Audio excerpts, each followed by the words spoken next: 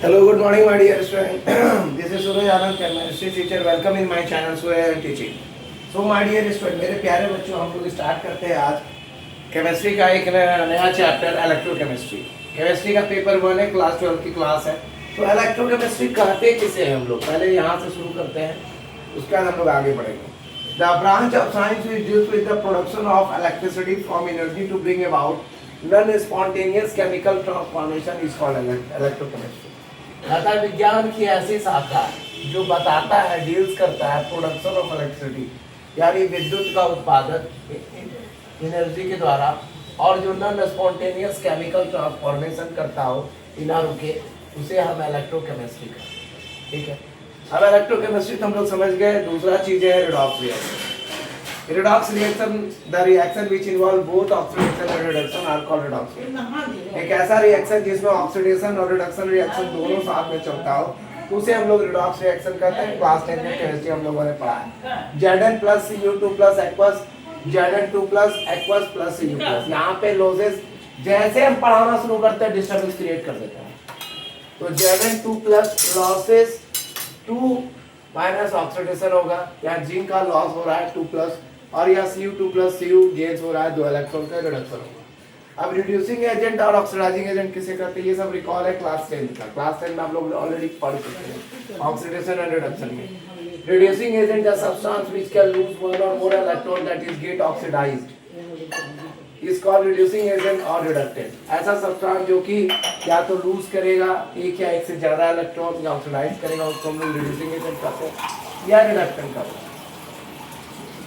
और oxidising agent या oxidant किसे कहते हैं, सब्सटेंस व्हिच कैन गेन और more electron that is get reduced is called oxidizing agent और ऑक्सीडेंट। तो ये था आपका main basic topic, oxidizing agent और रिड्यूसिंग एजेंट, रिडॉक्स रिएक्शन, और आपका था इलेक्ट्रोकेमिस्ट्री। अब हम लोग एक नया टॉपिक शुरू करने जा रहे हैं। ठीक है, तो गैल्वेनिक सेल्स वगैरह के बारे में भी जानना जरूरी है। ठीक है, तो ये सब भी हम लोग को पता चलेगा, ये सब भी हम लोग जानेंगे। ठीक है, तो उसके पहले हम लोग थोड़ा जान लेते हैं कि metallic and electrolytic conductance. Mummy क्यों इस तरह से करते हो तुम लोग, धीरे भी बात कर सकते हो।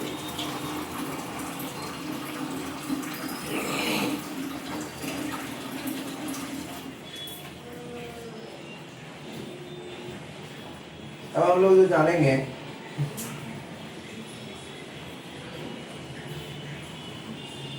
अब हम लोग जो जानने वाले हैं वो जानने वाले हैं आपका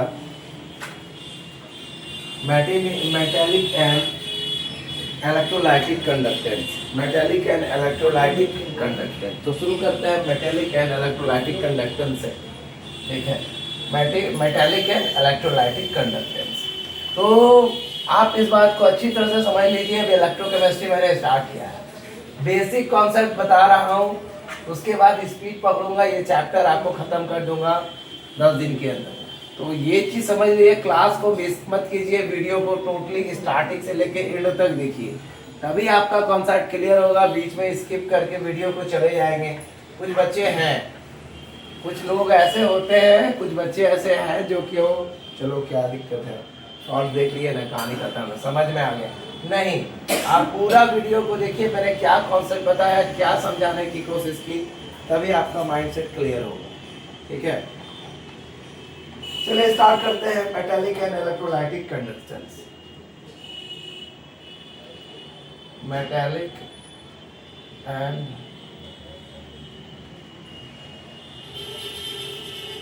electrolytic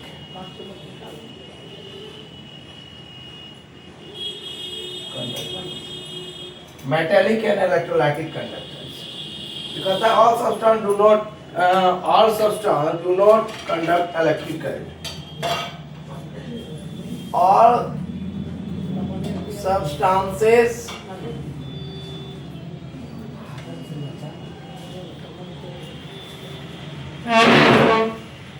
substances do not conduct electric current. सारा सब्सटेंस इलेक्ट्रिक करंट कंडक्ट नहीं करता। तो द सब्सटेंसेस, तो ऐसा substance, the substances substances which allow the passage of electric current, which allow the passage of electric current, ऐसा substance जो allow करता है इलेक्ट्रिक करंट को पास करने के लिए आर कॉल्ड कंडक्टर। इसे हम क्या कहते हैं? इसे हम कंडक्टर्स कहते हैं। ठीक है, ये परिभाषा हो गया आपका। The base conductor of metal, the base conductor of metal, the best conductors of metals are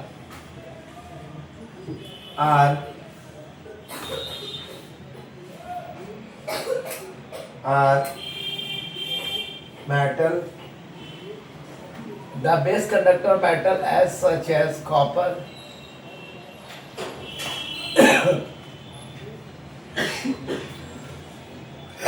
silver, tin, etc. ये सब बेस कंडक्टर है।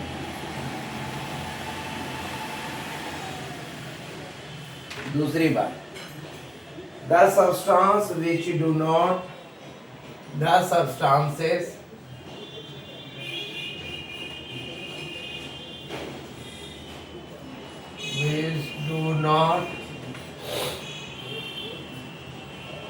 allow the passage of electric current, which do not allow the passage of electric current,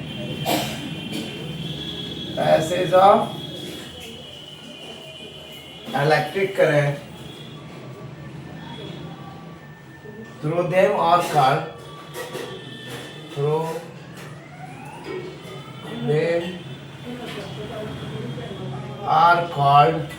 non-conductors,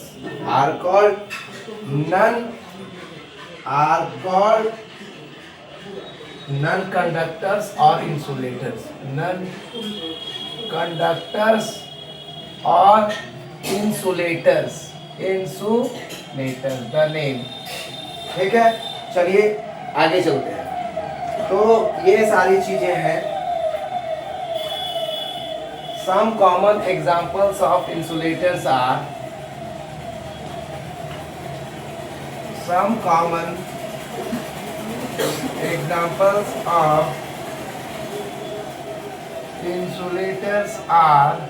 rubber, glass, ceramic, wood, wax. Rubber,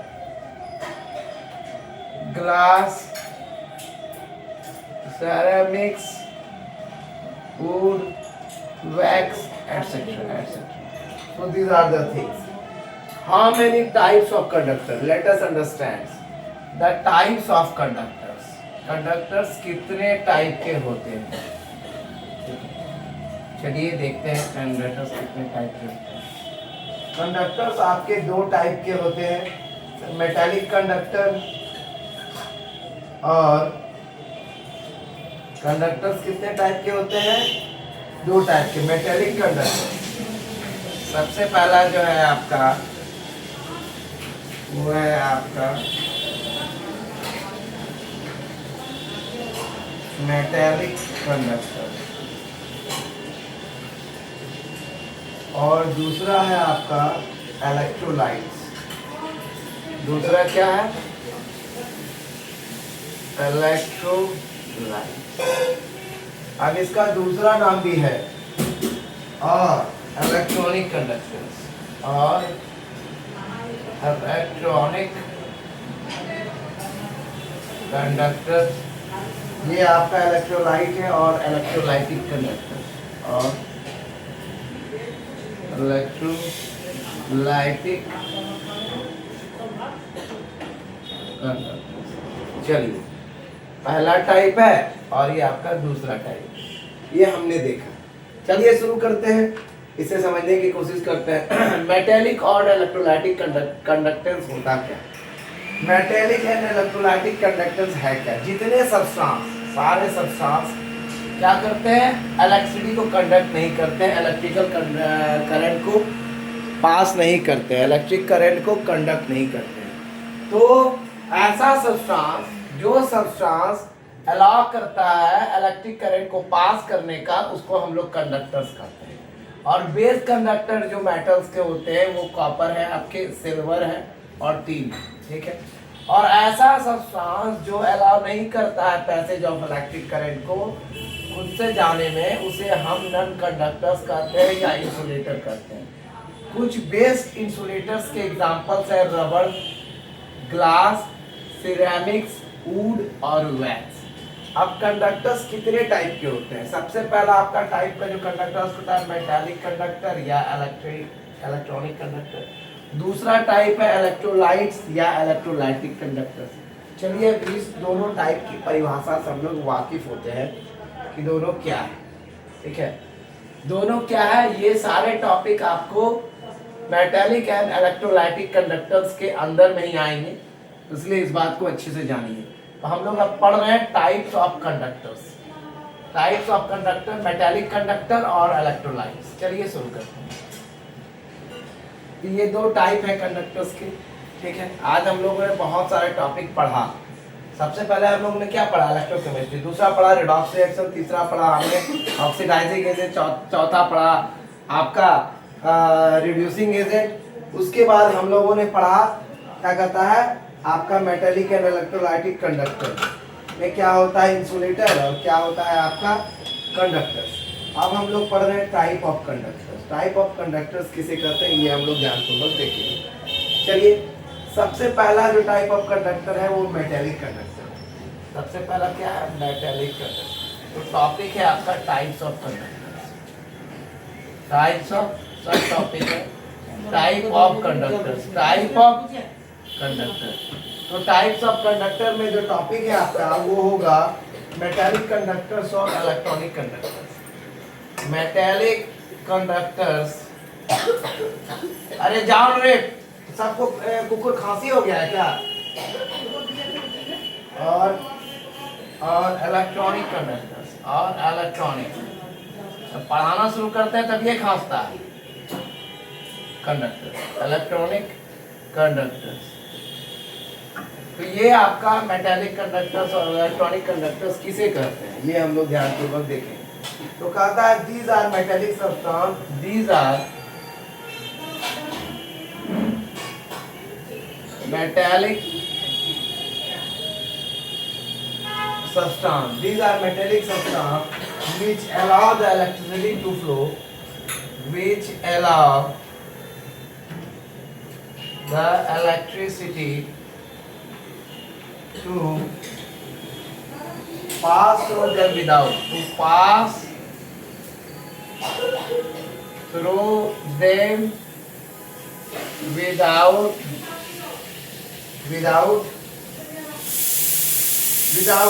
undergoing any chemical change, without undergoing any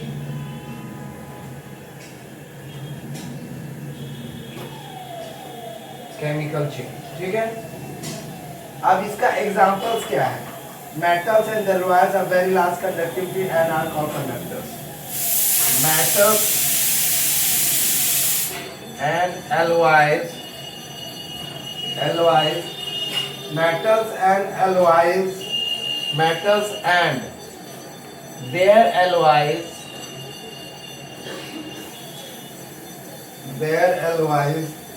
have very large conductivity, have very large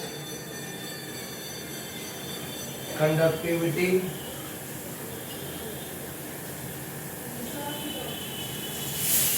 and are called conductors. इनकी बहुत large conductivity है और ये conductors का नाम है, ठीक है। फॉर एग्जाम्पल के तौर पे देखते हैं।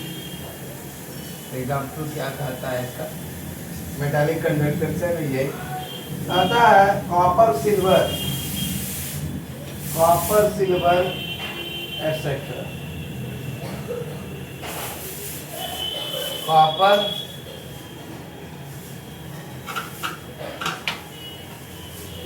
perspective. आता है the flow of electric current through.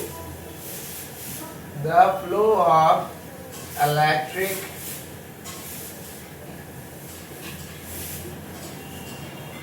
current through metallic conductors is due to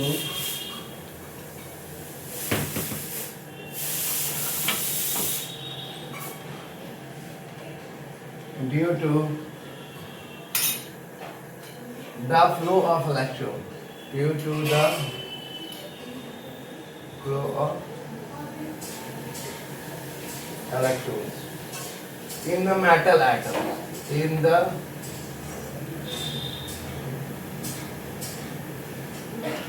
metal atoms. Electrical conductance through metal is electrical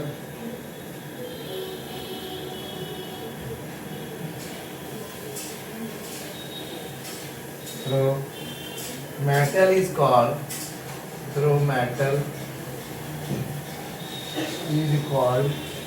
metallic conductance or metallic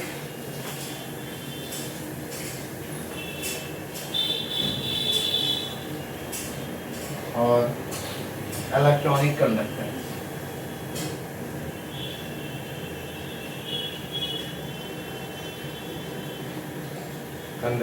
The electronic conductance depends on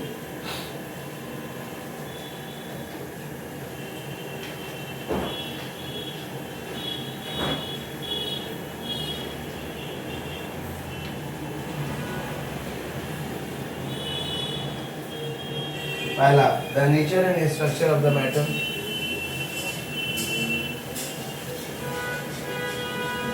बाद में यही question आपको रहेगा, यही topic रहेगा question में और आप बोलेंगे कि नहीं बन रहा है, तो आप इसको ध्यान पूर्वक देखिए कि मैं स्टार्टिंग से जो पढ़ा रहा हूँ. सेकंड है आपका the number of valence electron पर एटम, द नंबर ऑफ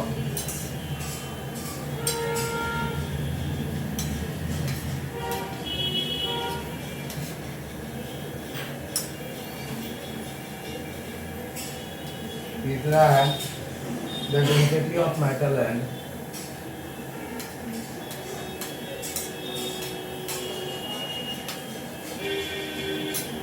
और चौथा है आपका temperature.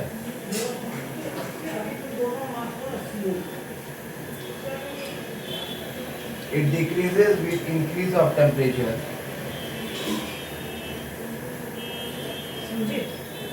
Decreases with increase of temperature. With increase of temperature.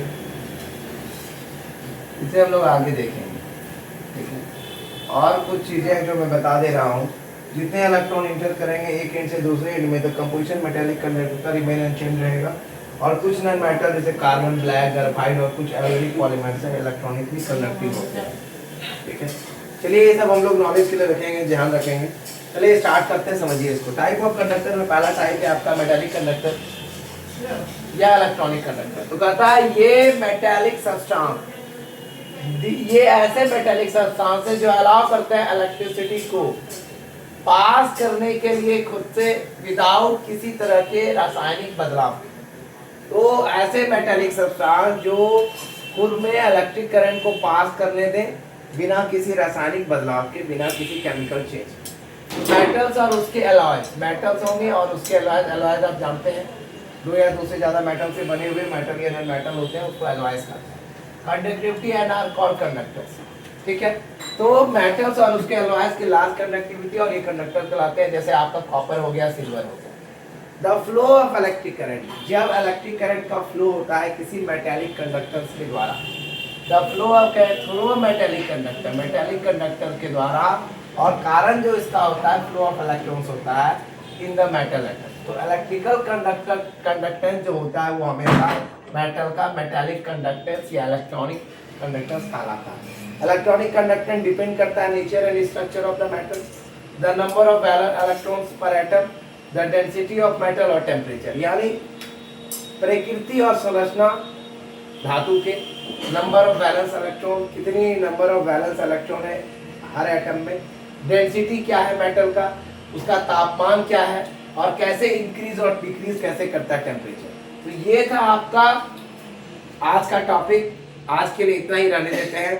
कल हम लोग फिर मिलते हैं नए वीडियो के साथ, नए टॉपिक के साथ। तो आप जान रहे हैं कि यूनिट 3 का आपका इलेक्ट्रोकेमिस्ट्री स्टार्ट हो चुका है, तो वीडियो को बिना स्किप किए हुए आप कंटिन्यू बने रहिए और सॉल्यूशन चैप्टर थोड़ा सा अच्छे से देखिएगा, तभी आपको इलेक्ट्रोकेमिस्ट्री समझ में आएगी। तो इस बात को ध्यान रखिए, सॉल्यूशंस को देख लीजिए और उसके बाद आप इलेक्ट्रोकेमिस्ट्री में का क्लास चल ही रहा है, आप उसे कंटिन्यू कीजिएगा। तो thank you for watching my video. This is Suraj Anand, chemistry teacher. Welcome in my channel Suraj teaching. Give more views, like and share, also subscribe my channel and don't skip the video, go throughout the video, share to the student of class 12 who want to learn the chemistry in the simple and English way. Thank you all of you, take care.